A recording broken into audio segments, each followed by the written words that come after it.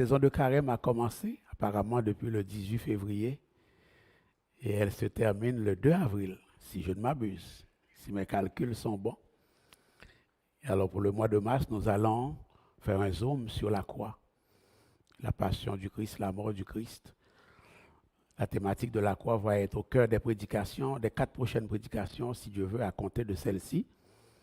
Priez que le Seigneur envoie sa bénédiction à travers cette série sur la thématique de la croix, frères et sœurs.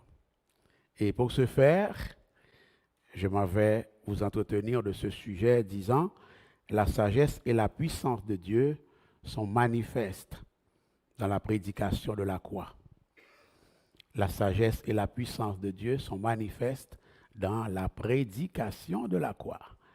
Et pour développer cette thématique, à titre de tremplin, c'est 1 Corinthiens chapitre 17, 1 Corinthiens 1er, verset 17 à 29, qui a été appelé à témoin.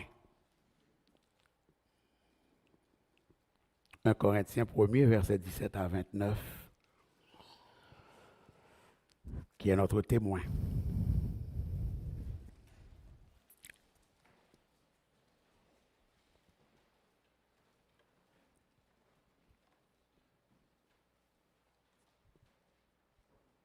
Lisons ensemble. Je salue Carole avec Annecy. Sois bénis, les sœurs, dans la présence de Dieu. Lisons ensemble. Ce n'est pas pour baptiser que Christ m'a envoyé, c'est pour annoncer l'Évangile, et cela sans la sagesse du langage, afin que la croix de Christ ne soit pas rendue vaine, car la prédication de la croix est une folie pour ceux qui périssent, mais pour nous qui sommes sauvés, elle est une puissance de Dieu.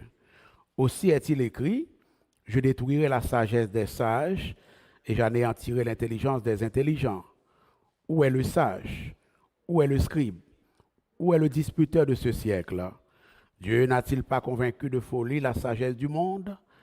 Car puisque le monde, avec sa sagesse, n'a point connu Dieu dans la sagesse de Dieu, il a plu à Dieu de sauver les croyants par la folie de la prédication. Les Juifs demandent des miracles et les Grecs cherchent la sagesse. Nous prêchons Christ crucifié, scandale pour les Juifs et folie pour les païens. Mais puissance de Dieu et sagesse de Dieu pour ceux qui sont appelés, tant Juifs que Grecs. Car la folie de Dieu est plus sage que les hommes et la faiblesse de Dieu est plus forte que les hommes. Considérez, frères, que parmi vous qui avez été appelés, il n'y a ni beaucoup de sages selon la chair, ni beaucoup de puissants, ni beaucoup de nobles. Mais Dieu a choisi les choses folles du monde pour confondre les sages. Dieu a choisi les choses faibles du monde pour confondre les fortes. Et Dieu a choisi les choses viles du monde et celles qu'on méprise, celles qui ne sont point, pour réduire à néant celles qui sont, afin que nulle chair ne se glorifie devant Dieu. Dès le Seigneur bénir sa parole, veuillez vous rasseoir, peuple du Seigneur.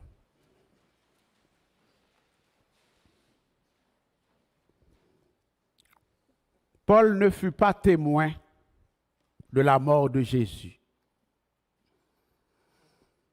Il n'a pas vécu physiquement avec le Seigneur. Paul n'a pas fait de ministère avec le Christ, tandis que le Christ faisait le ministère que lui confiait le Père de toute éternité durant 3 ans de ministère. Paul n'a pas mangé avec le Seigneur, comme ce fut le cas pour les 12 apôtres. Frères et sœurs, eux ont suivi le Christ. Ils ont été des témoins oculaires de la vie terrestre du Christ. Et par le fait même, les 12, contrairement à Saint Paul, ont été témoins de la mort et de la résurrection du Christ. Mais vous l'aurez constaté, cela n'a pas empêché Paul d'aborder le sujet tant passionnant qu'est le sujet de la crucifixion du Christ. Dans ce passage, mais également dans bien d'autres passages que Paul a écrits, frères et sœurs. Et abordant de front la question de la prédication de la croix. Paul dit au verset 18, « Car la prédication de la croix est une folie pour ceux qui périssent, mais pour nous qui sommes sauvés, elle est une puissance de Dieu. » Gloire à Dieu. La prédication de la croix, c'est quoi? Si ça m'a fait là. Si ça m'a fait là. La prédication de la croix, c'est le langage de la croix. C'est l'espérance, c'est la proclamation de l'espérance qu'apporte la croix. La prédication de la croix, c'est le message de la croix. La prédication de la croix, c'est l'histoire de la croix. La prédication de la croix, c'est le processus et la provision de Dieu pour la rédemption de l'homme en Jésus-Christ, son Fils bien-aimé, mort à la croix. Voilà ce que Saint Paul entend par la prédication de la croix, qu'il considère être une folie pour ceux qui périssent.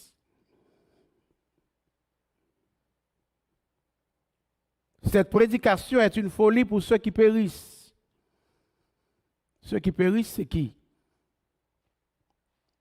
C'est les incrédules. C'est les mécréants. Ceux qui disent que cette histoire de la croix, c'est de la bouillie pour les chats. C'est pure invention de la religion. Il en est ainsi, selon Paul, parce que la sagesse humaine, déformée par le péché, ne peut pas comprendre la révélation de Dieu centrée sur la croix. Voilà pourquoi la prédication de la croix est une folie pour les incrédules. Parce que les incrédules ne sont pas aptes, étant donné que leur intelligence a été biaisée, minée, affectée par le péché. Ils ne sont pas aptes à comprendre les choses de Dieu, frères et sœurs. La première fois où l'apôtre Pierre, a entendu parler de la croix, la Bible dit que Pierre a pris Jésus à part et s'est mis à le reprendre en disant « À Dieu ne plaise, Seigneur, cela ne t'arrivera pas. » Il venait d'être enrôlé dans l'armée du Christ. Il venait de commencer à marcher avec le Seigneur. Lui-même, alors qu'il était déjà dans le royaume, il n'avait pas compris grand-chose du message de la croix, frères et sœurs.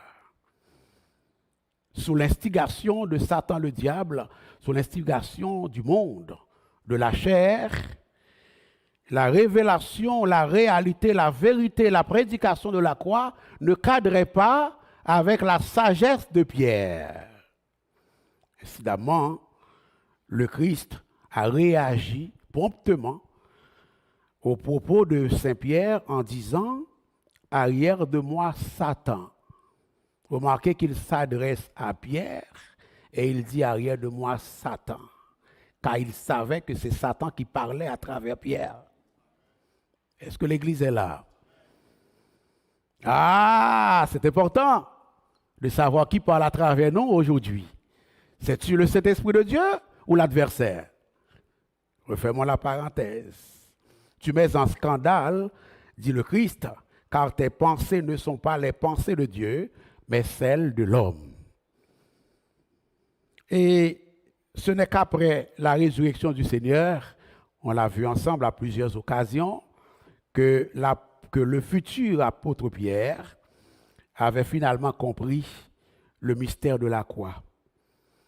Ainsi, ayant compris le mystère, la prédication de la croix, la vérité de la croix, l'évangile de la croix, les pensées de la croix, la logique de la croix, il dira en 1 Pierre 2, verset 24, Jésus a porté lui-même nos péchés. Ah là, ses yeux sont ouverts. Est-ce que l'Église est là? Gloire à Dieu. Il a porté lui-même nos péchés en son corps sur le bois, donc sur la croix, afin que, morts au péché, nous vivions pour la juste. Il comprend maintenant, lui par les meurtrissures duquel vous avez été guéris. Gloire à notre Dieu. Frères et sœurs, nous sommes un peuple choyé, un peuple béni, un peuple choisi. Nous sommes un grand peuple, malgré toutes les limitations auxquelles nous puissions faire face dans ce bas monde de péchés, de problèmes, de difficultés, frères et sœurs. Si la prédication de la croix est une folie pour les incrédules, pour nous qui sommes sauvés, dit Saint Paul, elle est une puissance de Dieu. Ce n'est pas une bonne nouvelle? Ou qu'à raser matin, ou qu'à malade matin, ou qu'à contrariété matin, ou qu'à ennemi matin, ou qu'à persécuter matin, mais la puissance de Dieu manifestée dans la croix, dans la prédication de la croix, fait de vous un homme sauvé, une femme sauvée, un homme pardonné, une femme pardonnée. N'est-ce pas une bonne nouvelle ce matin?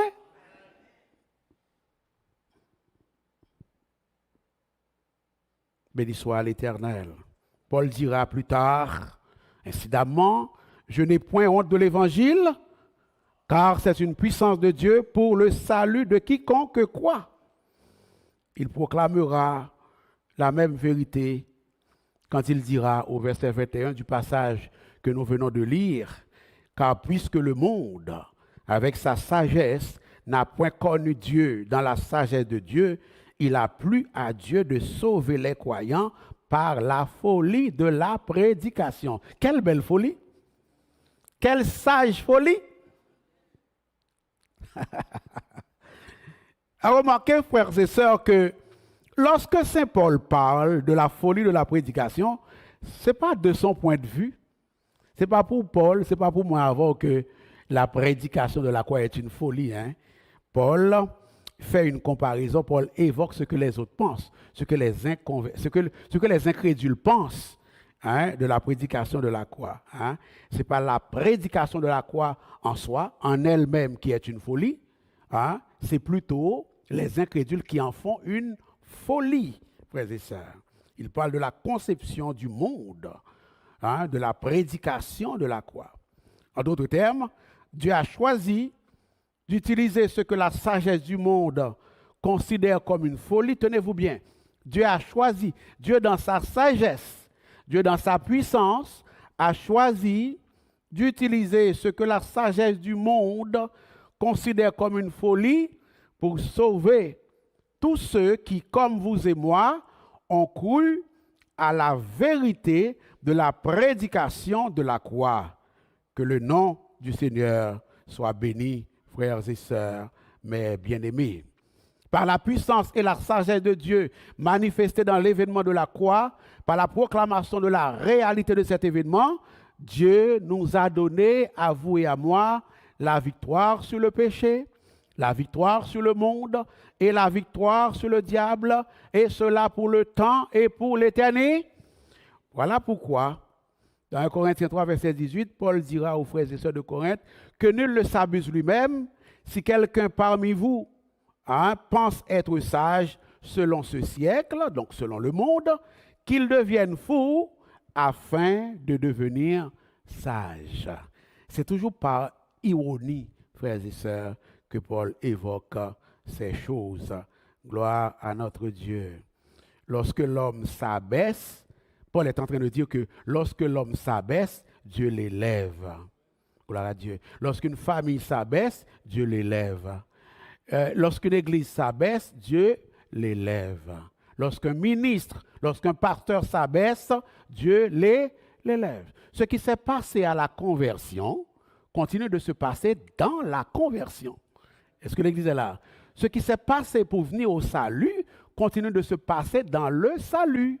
Ce qui s'est passé pour venir à la vie éternelle continue de se passer dans la vie éternelle. Pour avoir la vie éternelle, pour avoir le pardon de nos péchés, pour avoir la restauration, pour avoir la victoire sur le monde, la chair et le diable, il a fallu qu'un jour, qu'on mette notre sagesse de côté pour confesser, embrasser la sagesse de Dieu. Et c'est ce qui nous a amené au salut. Est-ce qu'on est là? Et tandis que nous marchons dans le salut, nous avons besoin de continuer de mettre notre sagesse de côté pour embrasser, pour promouvoir, nous accrocher à la sagesse de Dieu pour nous bénir. Gloire à notre Dieu. Lorsque la sagesse humaine reconnaît ses limites, lorsque la sagesse humaine reconnaît son échec sur toute la ligne et qu'elle se tourne vers la foi, vers la croix de Jésus-Christ notre Sauveur, c'est alors que le pardon devient possible. C'est alors que la transformation devient possible. C'est alors que la vie nouvelle devient possible. Lorsque la sagesse humaine, lorsque l'homme prend conscience des limites de sa sagesse et de l'échec de sa propre sagesse, c'est alors que la vie éternelle en Jésus-Christ devient possible. C'est ce que Paul est en train de nous dire, que la gloire revienne à notre Dieu, frères et sœurs. Poursuivant son raisonnement au verset 22 à 25, Paul dit, les Juifs demandent des miracles, c'est ça qui fait du sens pour eux autres, pas la croix. Les Grecs cherchent la sagesse, c'est ça qui fait du sens pour eux autres, pas la croix ou la prédication de la croix. Et Paul dit, nous prêchons Christ crucifié, scandale pour les Juifs et folie pour les païens, mais encore une fois, remarquez combien de fois le mot puissance et sagesse se répètent dans ce court passage.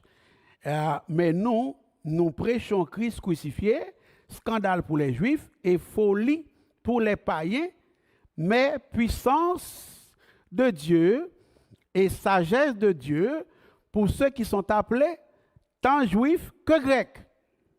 Gloire à Dieu. Pourquoi en est-il ainsi? Paul va le répéter.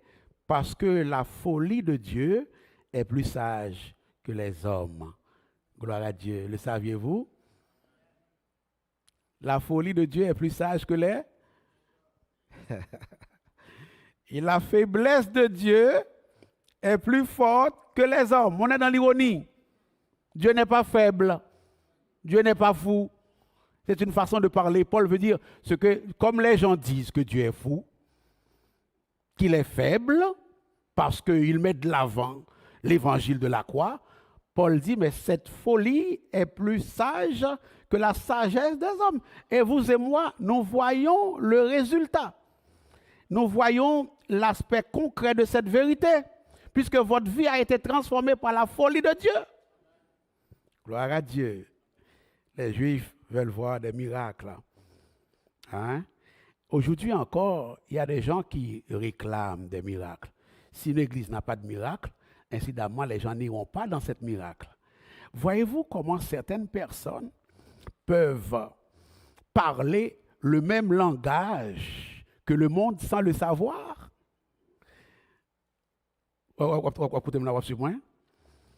L'homme aussi, l'Église a un miracle, il va voir la donne. Il est en train de dire que la parole est là, le langage des Juifs. C'est-à-dire que quand il n'y a pas de miracle, il n'y a pas d'évangile. C'est nouveau. Quand il n'y a pas de miracle, il n'y a pas d'évangile. Voilà, refermons la parenthèse.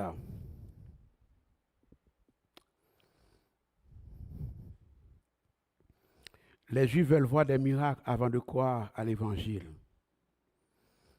Ils pensent que le Messie doit venir avec puissance, avec splendeur. Ils pensent que le Messie doit établir son royaume, son trône terrestre. Alors, tant qu'ils ne voient pas de miracle, tant qu'ils voient un bébé couché dans une crèche, un Messie mort à la croix, il n'y a pas d'évangile. Voilà la sagesse de l'homme. Est-ce que l'Église est là? Voilà la sagesse de l'homme. Ils veulent voir des miracles pour attester qu'il y a évangile, que Dieu est à l'œuvre. On a vu sur ça, si le temps nous le permet. Qu'en est-il des Grecs?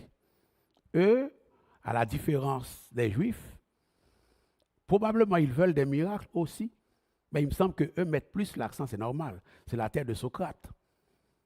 la terre de Platon. Eux, ils mettent plus l'accent, mais oui, de plein d'autres encore, ils mettent plus l'accent sur le rationnel, sur la logique, sur la démonstration par des preuves. Ils veulent des preuves qui reposent sur la sagesse humaine. Ils veulent la démonstration rationnelle. Ils veulent la logique des choses qu'on peut prouver. Si on ne peut pas prouver la prédication de la croix, alors elle est une folie.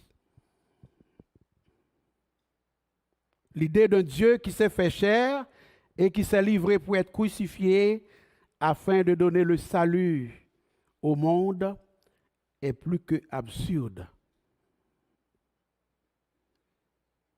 Mais que voyons-nous? Devant la résistance, devant l'incrédulité et la fausse sagesse de ces deux groupes, juifs et grecs, qui représentent toute l'humanité incrédule, Paul dit que le seul message à proclamer est le message de la croix de Jésus. Nous, verset 23, nous prêchons Christ crucifié, scandale pour les Juifs et folie pour les païens, mais puissance de Dieu pour ceux qui sont appelés. Gloire à Dieu.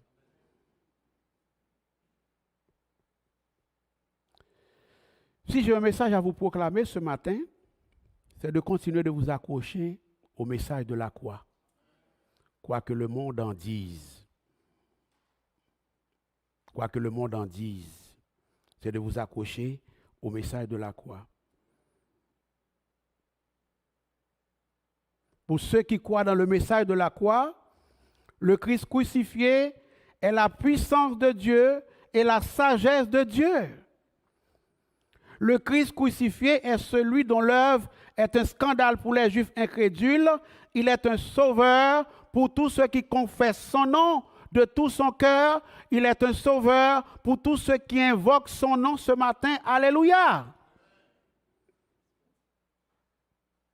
Celui dont l'œuvre est une folie pour les non-juifs incrédules est le Rédempteur, le Sauveur, le Seigneur de ceux qui se confient en lui comme vous et moi.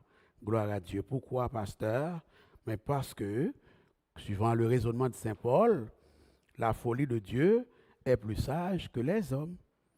Et la faiblesse de Dieu est plus forte que les hommes.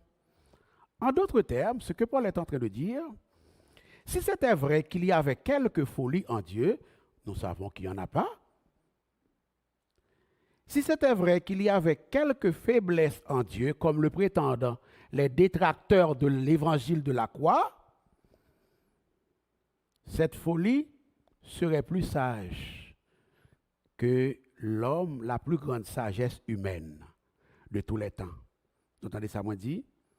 S'il y avait une faiblesse, de la même manière, s'il y avait quelque faiblesse en Dieu, comme les ennemis de la croix le pensent, le prétendent, cette faiblesse serait plus forte que la plus grande force que pourraient rassembler tous les hommes réunis de tous les temps. Tout ça, c'est pour dire que la puissance de Dieu est une véritable puissance. La sagesse de Dieu est une véritable sagesse. La force de Dieu est une véritable force. Ainsi, le pardon de Dieu est un véritable pardon. Le salut de Dieu est un véritable salut. La vie que Dieu donne est une véritable vie, frères et sœurs, mes bien-aimés. Voulons-nous continuer à marcher avec ce Dieu qui nous aime tant, frères et sœurs? Voulons-nous continuer à servir ce Dieu dans la joie? Il est bon de servir le Seigneur en tout temps, frères et sœurs, mes bien-aimés. Le temps pour moi est limité aujourd'hui. Je devrais vous quitter tout à l'heure.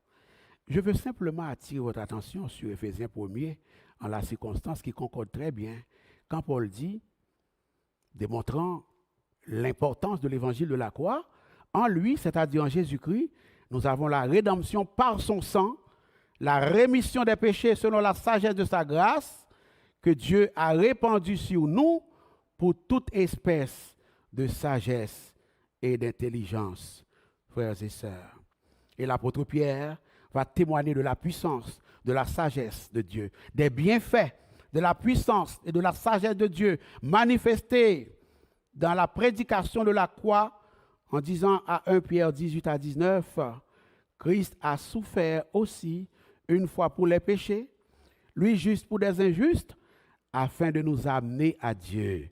Gloire à Dieu. Voilà la sagesse. Voilà ce qu'a fait la sagesse de Dieu. Nous qui étions loin de Dieu, il nous a amenés plus près de lui, ayant été mis à mort quant à la chair, mais ayant été rendu vivant quant à l'esprit. Gloire à Dieu. Et Pierre dira, il a porté nos péchés en son corps sur le bois. Ça, c'est la doctrine. Ça, c'est la doctrine. Ça, c'est la théorie. Avec quoi devez-vous rentrer à la maison aujourd'hui?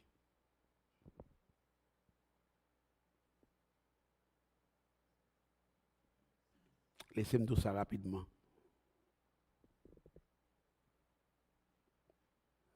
Le but de la mort de Jésus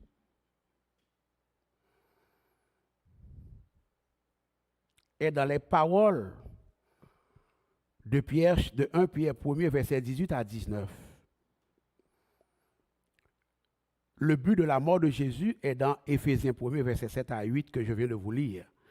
En lui, nous avons la rédemption par son sang, la rémission des péchés selon la richesse de sa grâce que Dieu a répandue sur nous par toute espèce de sagesse et d'intelligence. La sagesse revient.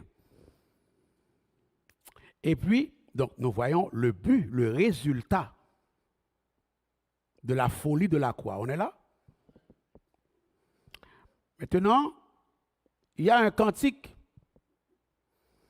qui apporte son grain de sel dans le débat pour montrer l'importance de la folie de la croix.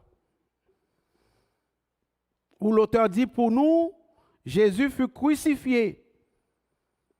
Son sang a racheté notre âme. Résultat. C'est pourquoi notre amour l'acclame. La réponse du peuple sauvé à la folie de la croix. Mais vous savez, en réalité, c'est à la sagesse de la croix. Hein? Mais pour continuer à parler à la manière de Saint Paul. Gloire à l'agneau sacrifié. Un autre cantique nous dit, quand je contemple cette croix, où tu mourus, prince de gloire, combien mon orgueil d'autrefois m'apparaît vain et dérisoire. Ô mon sauveur, ne permets pas qu'en aucun bien je me confie, sauf dans le sang que tu versas pour que ta mort devint ma vie. Ces deux cantiques nous invitent à la confiance et à la louange. On commence à dire, avec qui ça peut aller à la caille. Je commence à vous dire avec quoi vous devez rentrer à la maison. En contemplant la croix de Jésus, en pensant, en méditant à la sagesse, à la puissance de Dieu, démontrée, manifestée dans la croix, le peuple de Dieu se rappelle l'importance de continuer d'adorer son Dieu quoi qu'il arrive. De marcher avec son Dieu, de servir son Dieu, d'aimer son Dieu quoi qu'il arrive. La connaissance et la contemplation de la croix de Jésus comme symbole de la puissance et de la sagesse de Dieu doivent nous motiver à continuer à faire confiance à Dieu et à persévérer dans la confession quotidienne de l'évangile de la croix. Êtes-vous prêts à faire cela, frères et sœurs?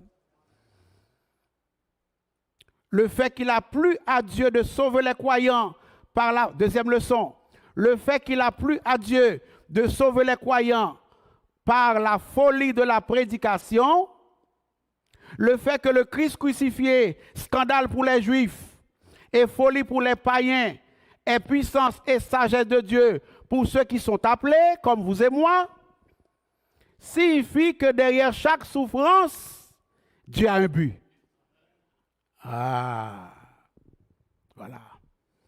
Derrière chaque souffrance, le Seigneur a un but.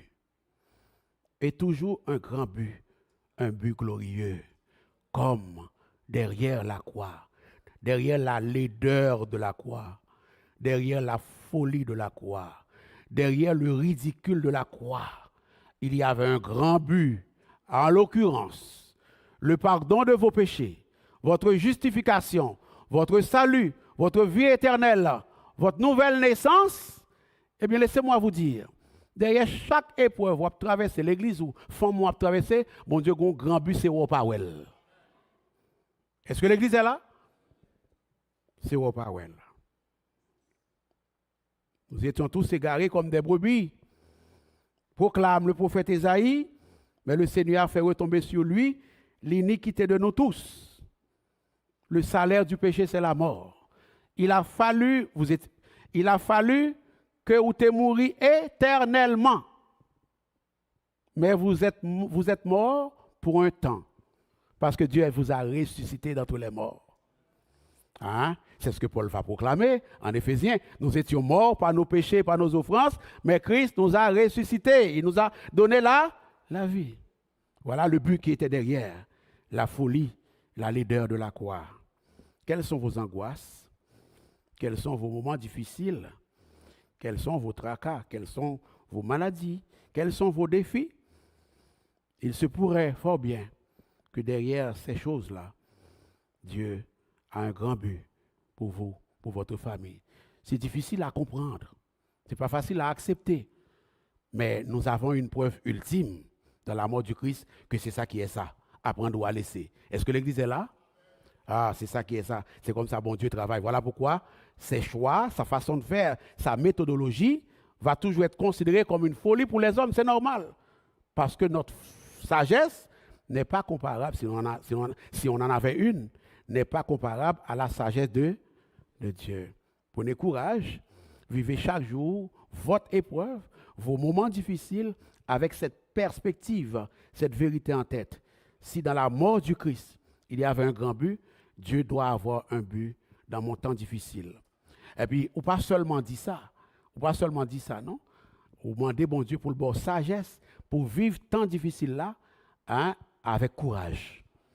Dans un esprit de persévérer, Seigneur, tu ne m'as pas dit quel but, mais je comprends que tu as un but.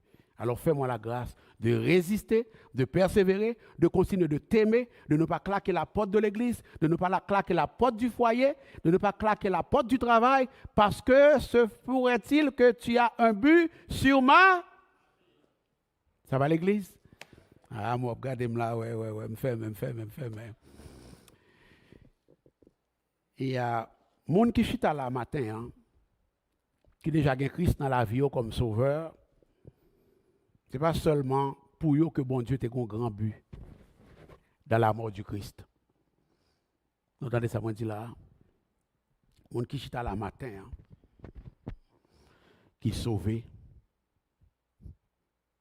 qui bien cher ben dans l'évangile là, qui a assurance même devant la mort, qui connaît que sans Jésus, laver péché, ce n'est pas seulement pour eux que bon Dieu a un grand but ça.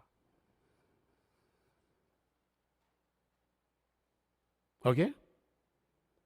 Bon Dieu, papi Remen, Sego Jeudi, Fred, Willem, Jaffet, plus que l'autre monde qui dehors. Dieu ne nous aime pas plus que les autres qui sont dehors. Il les aime aussi. Le but qu'il a caressé dans la mort du Christ, il l'a caressé pour eux aussi. Il faut que vous et moi, nous ayons cet élan de parler au monde autour de nous de l'évangile de la croix. Qui c'est? Est-ce qu'on est là? Premièrement. Deuxièmement, s'il y a une personne, si il y a un monde parmi nous qui peut accepter Jésus comme sauveur personnel, moi, il faut qu'on ait que ça moins m'a joué, ça tout le monde qui convertit déjà à jouer, ou qu'à jouer le tout. C'est-à-dire le pardon de vos péchés, la vie éternelle, le salut, la communion, la relation, l'intimité avec Dieu pour le temps et pour l'éternité. Si tu voulu faire ça, ou capable de jouer avec moi, bon, je vais déplacer là rapide là, mais ou capable avec moi l'autre jour, ou bien n'importe quel ministre dans l'église là, parler de ça, et puis m'a relé ou m'a dit plus de ça me dit là. Est-ce que l'église est là? Soyez bénis.